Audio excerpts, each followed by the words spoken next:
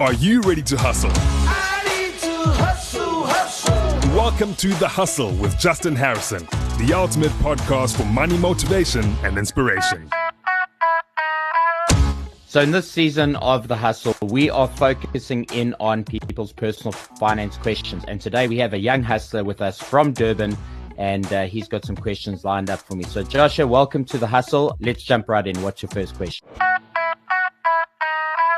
Okay, so my first question is, should I get a credit card when I turn 18? So it's quite a difficult question to answer because, first of all, from a logical perspective, yes, you should, to grow and build your credit profile over time. However, a credit card is what I like to refer to as an instrument of mass destruction when it comes to personal finance. And so I would highly encourage you first to make a lot of money. I would encourage you to work strictly with the money that you have available in your account, work strictly on cash and a cash basis. And once you have developed the discipline of not using debt as an instrument to basically do everything that you need to do in life, then slowly start looking at credit cards. So I would probably say you're better off waiting, figure out how to really use cash effectively. And listen, there'll always be a credit card waiting for you whenever you're ready. There's no pressure to go out and get it immediately. The banks want to sell you money, believe me. So at the end of the day, I think the most important thing to figure out is the discipline around money. And unfortunately, unsecured lending, and especially loans and stuff like credit card that you can roll debt very easily, there's a very big opportunity for people to fall into a financial trap. And so my honest advice to any youngster is hold off on the credit cards, figure out how to work in cash, figure out how the financial system works. If you don't yet understand things like fractional reserve banking, if you don't understand leverage within the financial system, if you don't understand the risks of unsecured lending, if you don't understand the interest rates and the compound effects of interest rates, then I think you're probably better off learning to stay in cash for a while longer. And the excuse that you need a credit card to perform transactions is no longer valid, because you get debit cards today that pretty much give you the exact same features and functionality. The only difference with a credit card, why it becomes beneficial over time, is that there's a lot of reward systems that you can tap into. And the only good reason to have a credit card is because you want to use the reward system. Other than that, most people are accessing credit cards for debt, and that's entirely the wrong reason. So my advice is hold off. Okay. And then my second question is, should I save? Because with inflation and stuff like that, is it still valid to save now, or no? So let's talk about your age first, because I think this is a very interesting question. So what is your age currently? I'm 16 currently. So if at 16 you understand what inflation is, you're already about 90% ahead of everybody else in your peer group, probably 99% ahead. So great question. The fact that you understand inflation is really important. So I tell adults this all the time. If you're putting your money in the bank and you're earning 8% interest in a money market account, but you're out there paying inflation, and the real rates of inflation when you go to the shops is not what's quoted by the government at a CPI index. If you go today and you spend 100 Rand and go a year from now and spend 100 Rand, your 100 Rand is going to buy you roughly about 10 to 15% less depending on the product, right? So it doesn't make sense to save money in the bank, right? So saving money in the bank is perhaps the biggest misconception around wealth. And it's something that typically the middle class do without really understanding money. It's a lesson that's been handed down to them by their parents. It's a lesson that's been handed down by grandparents, and the financial system encourages saving as well. Now, I'm not saying that you shouldn't spend less than you earn, because there's a very big misunderstanding when it comes to this. You need to understand that spending less than you earn is a prerequisite. The question is, what do you do with the excess income?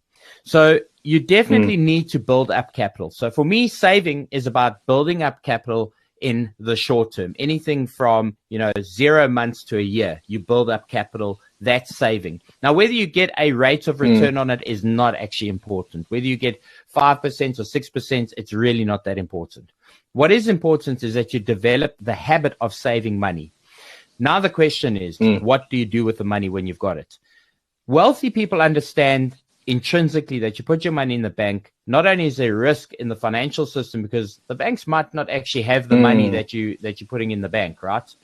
And the second thing is, if you look at the rate of return, what wealthy people understand is that you have to deploy cash into something useful. And the biggest misconception is that money is a store of wealth, or that money represents wealth.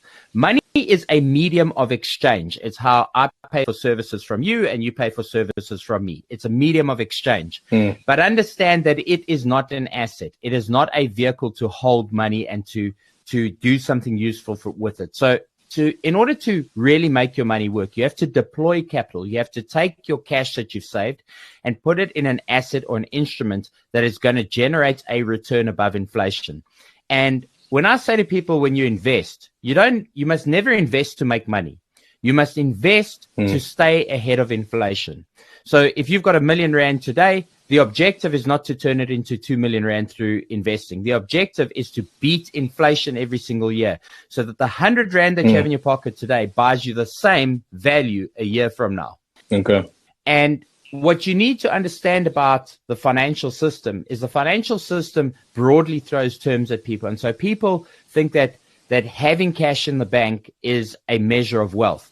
When somebody tells me they've got money in the bank, an excessive amount of money, I already know that they're actually not wealthy. I already understand that they don't understand the financial system. So you have to go and find instruments. Now, the second part is understanding, and I said something very controversial that a lot of people don't catch on to. I said that if you take your money and you invest it to make money, you're doing the wrong thing. So the question is, where do you go to make money? You have to earn money. That's the way you make money. You earn money, and then you save it, and then you deploy it. That's the missing formula here. No, 100% I agree with that. Eh? So my third question ties into my second one. So you talked about investing instead of saving, something around there, right? So should I invest in Bitcoin, or should I invest in, or is Bitcoin the future, or is things like gold, platinum, silver, physical things the future? What's your thoughts on that? Great question. And I wish more 16-year-olds were asking critical questions like this. So look, Bitcoin is a fantastic revolution in the financial space, but more importantly, actually the blockchain technology is a complete revolution. So I'm going to answer this in sort of 3 parts to really break it down and make sense of it. So I don't consider any cryptocurrency to be an investment. To me, an investment does 3 critical things. Number 1, it guarantees the current value. That means it's not going to lose a lot of value, some kind of capital guarantee, or at least a measure of guarantee in place. Secondly, it has future value above what it currently is. In other words, the value of the asset appreciates over time, guaranteed, right? And the third thing is it has to have actual utility. It has to create cash flow. It needs to provide something of value in the world where it generates cash flow for it to be useful. So there's a lot of things to understand as we unpack this. So first of all, let's talk about cryptocurrency. Cryptocurrency, I think, is the future. I think most countries are cottoning on to the fact that controlling the monetary supply with physical paper, it just doesn't make sense. The other thing is we've evolved on our monetary sort of journey in life. We went from trading, barter, we then went to gold and silver coins, we then went to paper money, because all of that was inefficient. I mean, to carry around bags of gold became inefficient, so then we went to carrying around bags of paper. That became inefficient, so we went to digital money, which is what you see when you log into your bank account. The next evolution, cryptocurrency, is basically just decentralizing that. It's putting the power back in the hands of the people, unless, of course, you're investing into CBDCs, which is an entirely different conversation. But in essence, the blockchain, I'm a big believer in. I can't tell you with absolute certainty, and anybody who says they can is totally full of shit, that a specific cryptocurrency is going to be the one that does well. So I don't consider cryptocurrency to be an investment at this point. I think it's highly speculative. I think it's like going to the casino and taking a bet. For everybody who's made money in crypto, there's twice as many people who've lost money. And the reality of it is, if you look at cryptocurrency and you break it down, there is no intrinsic value to it. Now, somebody will argue that the value in Bitcoin, which makes it a store of wealth, is the fact that there's a limited amount of supply. Yes, that is true to a degree, but you must remember you can trade Satoshis, which is fractional pieces of a Bitcoin. And fractional pieces of Bitcoin increases the supply infinitely. So is it really limited, right? The second thing to understand is that it's not underpinned by any actual real world utility yet. Until you can actually go and physically, on an everyday basis, go down to your coffee shop, buy bread and milk, those sort of things, it doesn't yet have proper utility.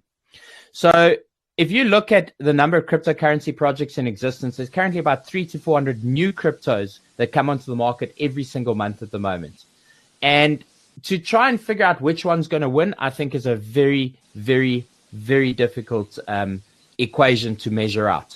So I would say Bitcoin and any cryptocurrency is not an investment. It is speculation. And you should never put a significant amount of your wealth into crypto. So I have a crypto portfolio. I take the top 10 cryptos, and then I take a couple of the very bottom, because we're swinging for the fences, right? Hoping it will turn into something big. But I don't put money in that I'm not prepared to lose. So that's the first answer. The second part of the question is, should you focus more on physical assets like gold, silver, etc.? Without a question. There's no doubt about it.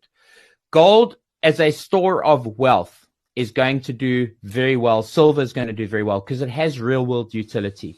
It gets used in manufacture. It's not just something that looks pretty. It's something that is physically used in manufacture. And we're having to go deeper into the Earth's crust to find these resources. So they have to become more expensive over time. But gold, silver, platinum all lack one of the three keys in the investments I was telling you about, and that is that it doesn't have cash flow. So yes, you put your money into gold, silver, or platinum today. Hopefully and logically, it should be worth more in the next 5 to 10 years. No question about it. So it is a great store of wealth, and it has a place in a portfolio. But you must understand that it is not cash flowing. And this is why I like buying shares in companies, because I can read the balance sheets, I can read the income statement, I can see if the company's profitable. And more specifically, I like buying stocks that provide a dividend, because irrespective of whether the stock price goes up or down, you continue to earn a share of the profits. And to me, I'm always going to have a major portion of my portfolio invested in businesses that cash flow positively, that make money. So a portfolio should be a little bit in crypto, a decent amount as a store of wealth in gold, silver, and platinum.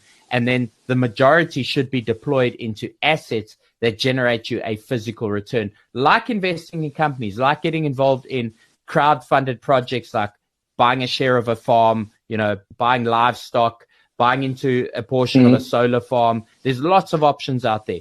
But the point I'm making is the bulk of your portfolio should be in something that ticks all three of those boxes. And that really is the key to understanding money. Okay. No, perfect. Yeah. Makes sense? I agree with that 100%. Yes, 100%. Yeah. So listen, I think those are great questions, especially coming from a young man like yourself. You're obviously very switched on. I'm going to leave you with my last parting words of advice, which is never use earned income to go and buy the stuff that you want. Only use earned income to buy the stuff that you need. So if you're going out there and buying a fancy Porsche off earned income, you don't understand money. What you need to do is you need to use your earned income to invest, so you generate passive income, and use the passive income to pay for the stuff you want. Got it, yeah, 100%. If you're enjoying and finding value from this season of the Hustle Podcast, please leave us a rating on your favorite podcasting app, and be sure to hit that subscribe or follow button to make sure that you never miss an episode of The Hustle. And remember, hustle makes muscle. Stay motivated by The Hustle. Talkers talk, but hustlers hustle. Find more episodes at ecr.co.za or your favorite podcast app.